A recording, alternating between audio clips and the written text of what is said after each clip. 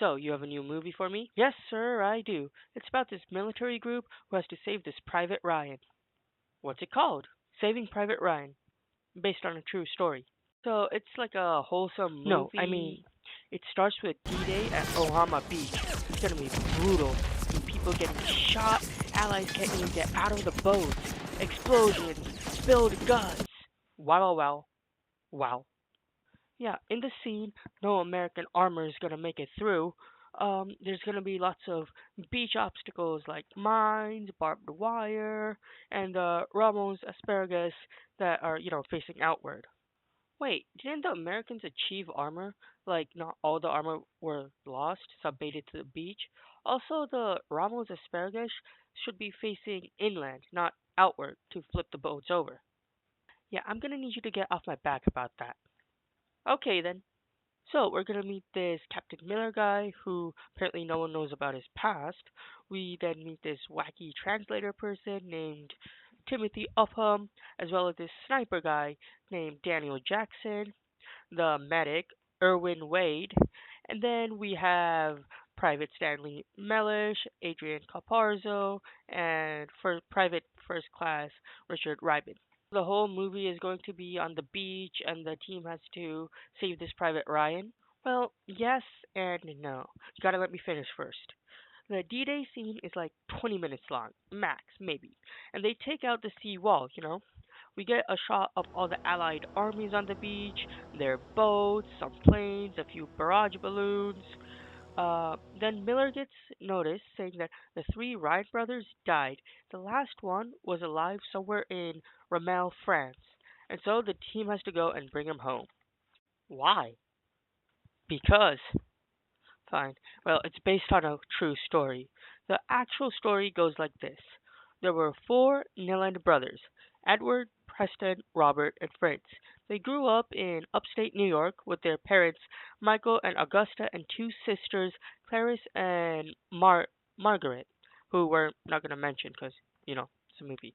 While all four served in World War II, Edward was the only brother who wasn't part of the Normandy D-Day invasion.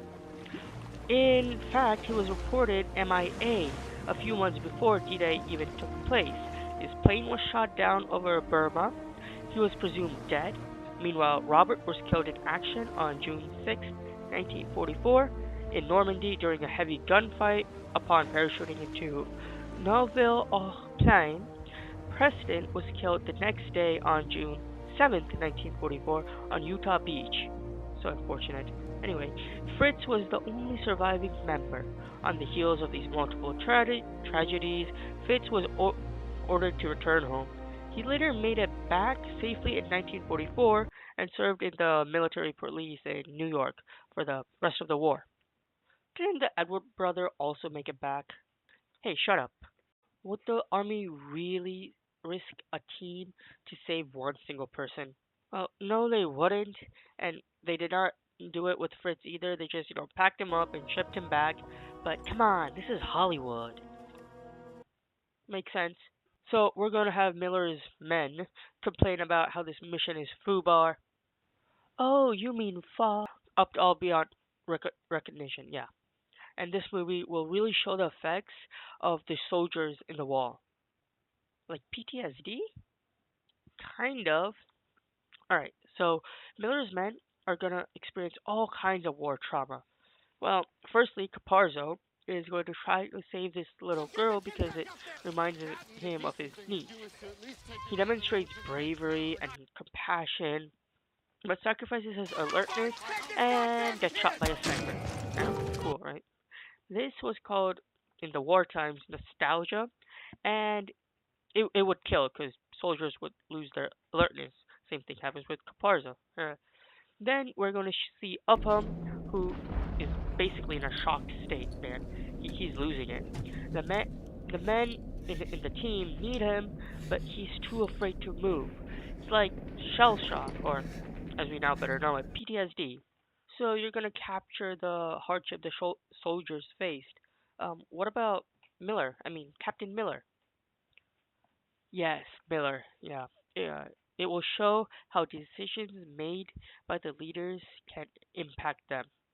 For example, Miller will order his men, I have it right here, order his men to neutralize a German machine gun nest. Quite cool. Even though it's not on their way, Miller just wants to help out the Allies, you know? Upon neutralizing it, he loses his medic Erwin Wade. Now, the decision is conflicting. For one hand, the nest is destroyed and the Allies can, cross safely, but he also lost one of his men. His decision made him lose Wade. You see what I'm saying? I see. It is a huge conflict. It's like, does the good outweigh the bad kind of thing? Anything else that happens? Well, the last event would be the Battle of Ramelle. Tell me about it. Okay, so, well, they find Private Ryan, but he doesn't want to leave his, position. Why? Well, they have to defend or destroy a bridge over the Meredith River to prevent Germans from gaining reinforcements. This will be a battle of a city, basically, you know? Is this based on a true event?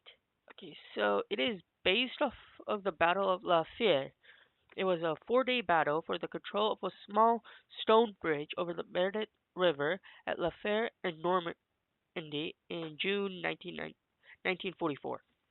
Without the control of the bridge and its vital causeway, American forces coming from Utah Beach would not have been able to force their way inland. It was lost cause. The bridge was their only way. It was fought largely by paratroopers and glidermen from the 82nd Airborne Division. The battle to secure the bridge at La Fère is often described as probably, and I quote, bloodiest small unit struggle in the experience of American arms. Lots of blood, man. Lots of people died. So lots of people die. Yes, you got it. And we're going to show some German weapons and tactics, such as the German Tiger tanks, the Panther tanks, how they would fight with them. And let me tell you something, it's going to be a brutal fight. Both armies take cover in the ruins of the small village, and while all hope is lost, Miller is shot. His team is nearly all gone. Only Rybin, Upham, and, oh yeah, Private Ryan are still alive. It must be really hard for them to win. Well, actually, no, no. It's gonna be super easy. Really? How? Deus Ex Machina. The Allies' planes bomb the bridge, and the German forces are captured because planes trump, tanks. Okay, then, how does Private Ryan get back home? Off screen. Yeah, well, that checks out. So, how does this all sound? Well, it sounds like it's gonna make a lot of money, but I want the war depicted as it were. No holding back. Yeah, we need a director who can actually make this bring to life.